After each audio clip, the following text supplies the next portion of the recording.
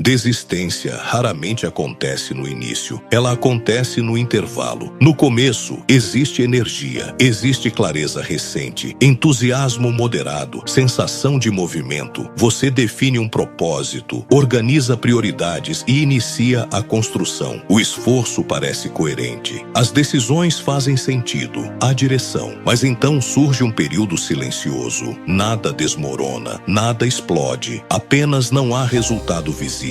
É nesse intervalo que a maioria das desistências acontece, não porque o caminho esteja necessariamente errado, mas porque o tempo começa a ser interpretado como fracasso. A mente humana foi condicionada a buscar confirmação. Pequenos sinais de progresso funcionam como reforço. Quando esses sinais demoram a aparecer, instala-se a dúvida. A dúvida não é imediatamente sobre a meta. Ela começa como uma pergunta sutil. Será que isso está funcionando? Essa pergunta, repetida o suficiente, altera comportamento. Napoleon Hill falava sobre persistência como qualidade essencial da realização. No entanto, persistência não é simplesmente continuar fazendo algo mecanicamente. Ela depende de interpretação correta do processo. O problema é que a maioria das pessoas interpreta a ausência de resultado como ausência de avanço. Essa é uma confusão estrutural. Nem todo progresso é imediatamente visível. Alguns dos processos mais decisivos acontecem abaixo da superfície. Habilidades estão sendo consolidadas. Pensamento está sendo reorganizado. Rede de contatos está sendo formada. Disciplina está sendo estabilizada. Mas como essas mudanças não produzem retorno externo imediato, parecem insuficientes. Vivemos em uma cultura que associa valor à evidência rápida. Crescimento lento é confundido com estagnação. Ajuste interno é confundido com irrelevância. Quando o retorno não corresponde à expectativa temporal criada, a mente conclui prematuramente que o esforço é inútil. Desistir, então, não parece um ato impulsivo, parece uma decisão racional.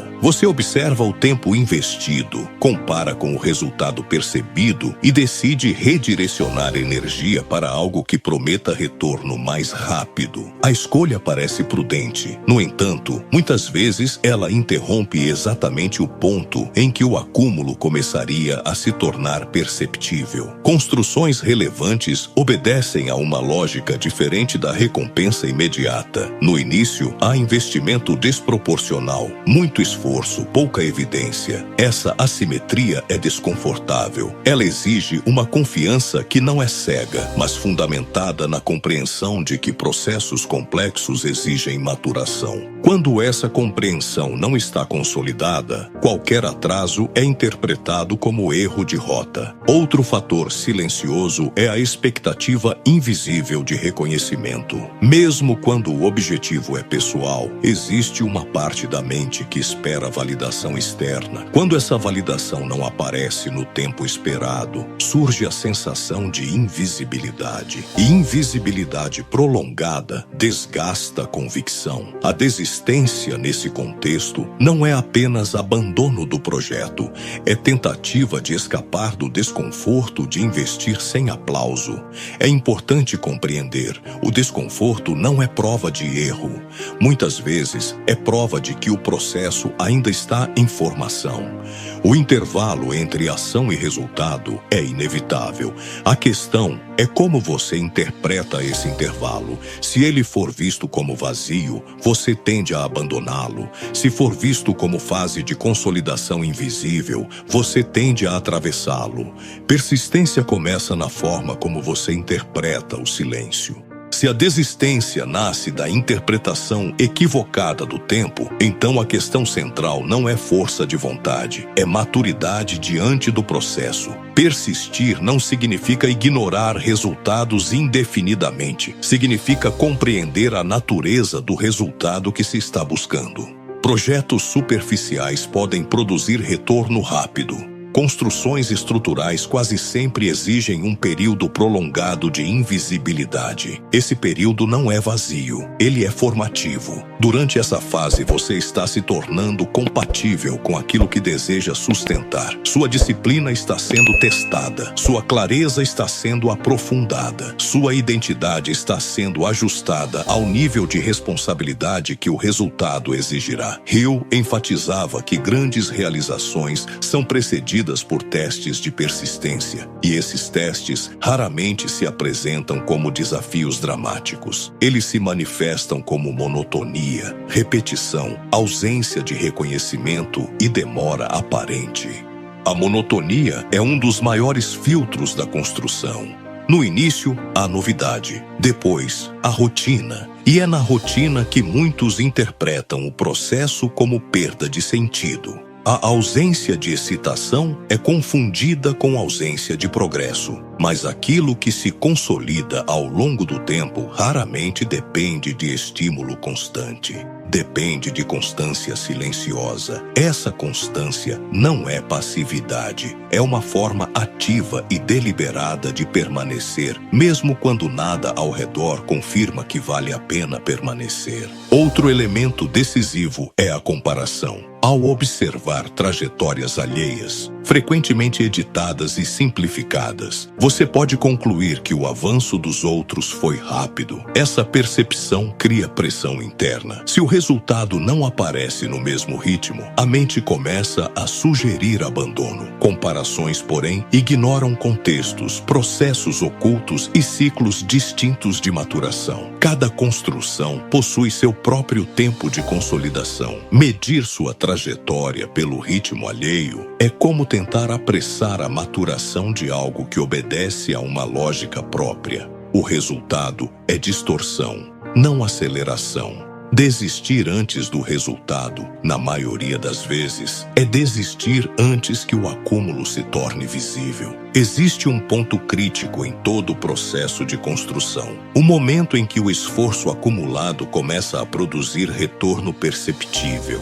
Esse ponto raramente coincide com a expectativa inicial. Ele ocorre depois do desconforto, depois da dúvida e depois da tentação de abandonar. Quem atravessa esse intervalo encontra algo que quem desistiu jamais chegou a ver. Não porque fosse mais talentoso ou mais privilegiado, mas porque compreendeu que o intervalo faz parte da construção, não é interrupção dela. Persistir é, essencialmente, atravessar esse intervalo sem evidência exuberante. Isso exige uma mudança sutil, mas profunda de foco. Em vez de medir progresso apenas por resultado externo, você passa a medir por coerência interna. A pergunta deixa de ser: onde está o retorno? E passa a ser: estou agindo de acordo com o propósito que defini? Estou mantendo a direção escolhida? Estou aprimorando o que depende de mim? Quando essas respostas são afirmativas, o silêncio temporário do resultado deixa de ser ameaça e passa a ser parte reconhecível do processo.